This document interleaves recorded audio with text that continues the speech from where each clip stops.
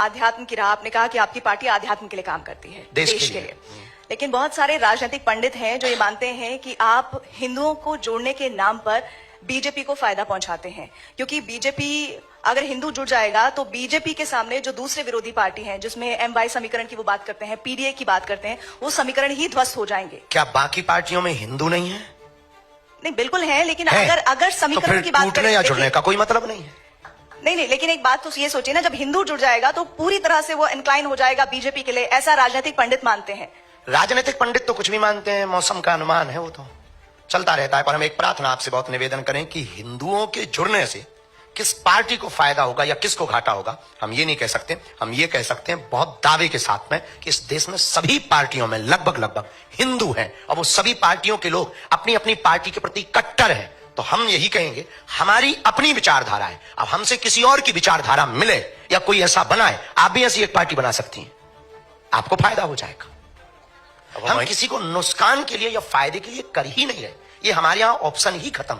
हम सिर्फ और सिर्फ इस देश में हिंदुओं पर हो रहे अत्याचार के लिए उन्हें जगा रहे, सोए हुए हिंदुओं को जगा रहे, घटती हुई हिंदू आबादी को जगा रहे, उन हिंदुओं को जगा रहे जो सेकुलरिज्म के नाम पर बट गए, उन हिंदुओं को जगा रहे जो भाषावाद के नाम पर बट गए, उन हिंदुओं को जगा रहे जो क्षेत्रवाद के नाम पर बट गए, उन हिंदुओं को जगा रहे। इस देश में हिंदू है कहां?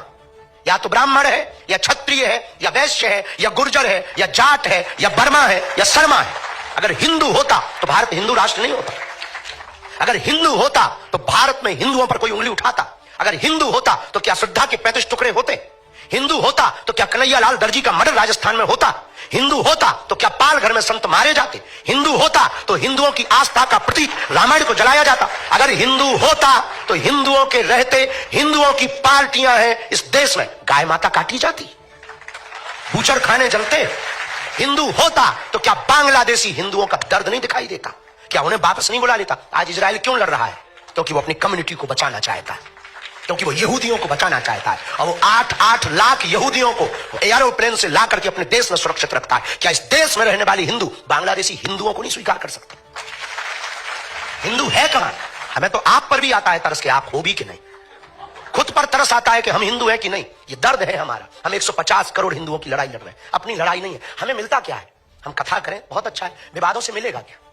10 लोग गालियां देते, 20 लोग उल्टा सीधा बोलते, रोज हमारे नाम से 20 वीडियो डाले जाते, हमारे नाम से रोज मुहिम चलाई जाती, मारने की धमकियां दी जाती, हमारे परिवार का निकलना मुश्किल है, माता बाहर नहीं निकल सकती, तरह तरह के पत्थर फेंकते हैं लोग। हमने बिगाड़ा क्या है? ये यहां कोई चुनाव है या बीजेपी यहां खड़ी होने वाली? अभी तो नहीं है यूपी में चुनाव, पर हम यात्रा कर रहे हैं, इस साल कर रहे हैं। किसके लिए कर रहे हैं? हम आंदोलन नहीं, आंदोलित करना चाहते हैं देश को। आज नहीं कल पछताओगे। अगर आज नहीं तुम समझे तो कल पछताओगे।